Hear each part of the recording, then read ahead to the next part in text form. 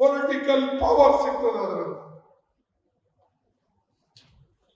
ಆದರೆ ನೀವು ಆರ್ಥಿಕ ಸಬಲತೆ ನಿಮ್ಮಲ್ಲಿ ಬರಲಿಲ್ಲ, ಸಾಮಾಜಿಕ ನ್ಯಾಯ ಸಿಗಲಿಲ್ಲ ಅಂದ್ರೆ ನೀವು ಎಲ್ಲೂ ಇರಲಿಲ್ಲ. ಅದಕ್ಕಾಗಿ ಈ ಒಂದು ಸಾಮಾಜಿಕ ನ್ಯಾಯ, ಆರ್ಥಿಕ ಸಬಲತೆ ಮತ್ತು ಎಲ್ಲರನ್ನ ಒಗ್ಗೂಡಿಸ್ಕೊಂಡು ಹೋಗ್ತಕ್ಕಂಥ ತಾಕತ್ತು ನಮ್ಮಲ್ಲಿ ಇರಬೇಕು. ಅದಕ್ಕೆ ಬಂಧುಗಳೇ, ನಾನು ನಿಮಗೆ ಒಂದು ವಿಶೇಷ ಮಾತು ಹೇಳಬೇಕಾಗಿದ್ರೆ, ನೀವು ಈ ಸಂವಿಧಾನ ರಕ್ಷಣೆ ಮಾಡತಕ್ಕಂಥ ಕೆಲಸ ಮಾಡಬೇಕು. ಯಾರೇನೇ ಅಂತ ನೀವು ಬಿಟ್ಬಿಡಿ. ಅವರು ಯಾರು ಕೊಲ್ತಾರೋ, ಯಾರು ಹೊಟ್ಟೆ ತುಂಬಿದೆ, ಯಾರು ಶ್ರೀಮಂತರಿದ್ದಾರೋ ಅವ್ರು ಮಾತು ಬಿಡಿ. ಅವ್ರಿಗೆ ಸಂವಿಧಾನ ಬೇಕಾಗಿಲ್ಲ. ನೀವು ನೋಡಿದಿರಲ್ಲ, ಈಗ ದೇವರ ಹೆಸರಿನ ಮೇಲೆ ಎಷ್ಟು ಲೂಟಿ ಆಗ್ತದೆ. ಅಯೋಧ್ಯೆಯಲ್ಲಿ ಏನಾಯ್ತು, ಏನ್ ನಡೆದಿದೆ? ಬದ್ರಿನಾಥ್, ಕೇದಾರ್ನಾಥ್, ಅಮರನಾಥನು ಬರ್ಬೋದು. ಏನ್ ಯಾರು ಮಾಡಿದ್ರು? ಯಾರು ಬಡವರು ಮಾಡಿದ್ರ? ಅಲ್ಲಿ ಕಳ್ತಾನೆ ಯಾರು ದಲಿತರು ಮಾಡಿದ್ರ? ಯಾರು ಹೋಗ ರೈತರು ಮಾಡಿದ್ರ? ಯಾರು ಮಾಡಿದ್ರು? ಯಾರು ಬದುಕಂತ ಸಮಾಜ ಇತ್ತು, ಯಾರು ದೊಡ್ಡ ದೊಡ್ಡ ಸಮಾಜ, RSS ನವರು, ಬಿಜೆಪಿದವರು, ಅವರೇ ಅಲ್ಲೆಲ್ಲ ಅವರ ಪರವಾಗಿರ್ತಕ್ಕಂಥ ಜನನೇ ಲೂಟಿ ಮಾಡಿ. ಈ ಸುದ್ದಿ ಬರ್ತಾ ಇದೆ, ಸುಮಾರು 20,000 ಕೋಟಿ ಮೇಲೆ ಅಲ್ಲಿ ಲೂಟಿಯಾಗಿದೆ.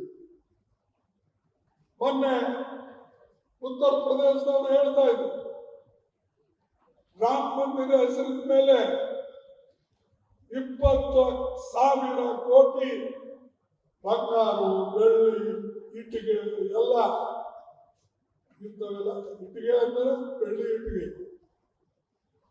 ಲೂಟಿ ಆಗಿದೆ. ಹಾಗಾಯ್ತಪ್ಪ, ದಿನ ಎದ್ದು ದೇವರ ಹೆಸರು ಜಪಿಸ್ತಾ ಇದ್ದೀರಿ, ಆ ದೇವರ ಹೆಸರಿನಿಂದಲೇ ಲೂಟಿ ಮಾಡ್ತಾ ಇದ್ದೀರಿ. ಅದಕ್ಕಾಗಿ ಇವರು ಊರು ತಿರುಗಿ ಪ್ರಚಾರ ಮಾಡ್ತಾರೆ. ಧರ್ಮದ ಹೆಸರಿನ ಮೇಲೆ, ರಾಮನ ಹೆಸರಿನ ಮೇಲೆ ಪ್ರಚಾರ ಮಾಡ್ತಕ್ಕಂಥವ್ರು ಲೂಟಿ ಮಾಡ್ತಾ ಇದ್ದಾರೆ. ಅದಕ್ಕೆ ಹುಷಾರಾಗಿರಿ. ಧರ್ಮನೇ ಬಾಬಾ ಸಾಹೇಬ್ ಅಂಬೇಡ್ಕರ್ ಹೇಳಿದ್ದಾರೆ, ಮನುಷ್ಯನಿಗೆ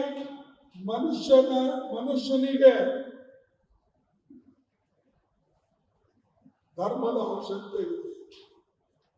ಆದರೆ ಧರ್ಮಕ್ಕಾಗಿ ಮನುಷ್ಯ ಹುಟ್ಟಿಲ್ಲ. ಇಲ್ಲಿ ಧರ್ಮ ಇದೆ ಅಂತ ಹೇಳಿ ನಾನು ಹುಟ್ಟಿಲ್ಲ. ನಾವು ಹುಟ್ಟಿದ ಮೇಲೆ ನಾನು ಬುದ್ಧಿಸ್ಟ್ ಆಗ್ಬೋದು, ನಾನು ಹಿಂದೂ ಆಗ್ಬೋದು, ನಾನು ಕ್ರಿಶ್ಚಿಯನ್ ಆಗ್ಬೋದು, ನಾನು ಸಿಖ್ ಆಗ್ಬೋದು, ಜೈನ್ ಆಗ್ಬೋದು, ಯಾವುದಾದ್ರೂ ಆಗ್ಬೋದು. ಆದ್ರೆ ಮನುಷ್ಯ ಇಲ್ಲೊಂದು ಧರ್ಮ ಇದೆ, ಇದಕ್ಕೆ ನಾವು ಹುಟ್ಟಬೇಕಂತ ಹುಡ್ತಾರೆ. ಈಗ ನಾವೆಲ್ಲ ದಲಿತರಾಗಿ ಇರ್ಬೇಕಂತ ಹುಟ್ಟಿದ್ದ ಸೇರಿಸ್ಕೊಂಡು. ಅದಕ್ಕೆ ಬಾಬಾ ಸಾಹೇಬ್ ಅಂಬೇಡ್ಕರ್ ಹೇಳಿದ್ರು, ಮನುಷ್ಯನಿಗೆ ಧರ್ಮ ಬೇಕು, ಆದ್ರೆ ಧರ್ಮದ ಹೆಸರಿನಲ್ಲಿ ಧರ್ಮಕ್ಕಾಗಿ ಮನುಷ್ಯ ಹುಟ್ಟಿಲ್ಲ. ಅದಕ್ಕೆ ದಯವಿಟ್ಟು ಇದು ನೀವು ನೆನಪಿನಲ್ಲಿ ಇಟ್ಕೊಳ್ಳಿ. ಬರೇ ಧರ್ಮದಿಂದಲೇ ಉದ್ಧಾರ ಆಗ್ತದೆ ಅಂತಿಲ್ಲ. ಹಾಗಾಗ್ಬೇಕಾಗಿದ್ರೆ ಧರ್ಮ 1000 ವರ್ಷ ಮುಂದಿದೆ. ಮತ್ತೆ ಯಾಕೆ ನಮ್ಮ ಉದ್ಧಾರ ಆಗಿದೆ? ಸ್ವಾತಂತ್ರ್ಯ ಸಿಕ್ಕ ಮೇಲೆ ನಾವು ಕಡಿತಾ ಇದ್ದೇವೆ. ಬಾಬಾ ಸಾಹೇಬ್ ಅಂಬೇಡ್ಕರ್ ಅವರು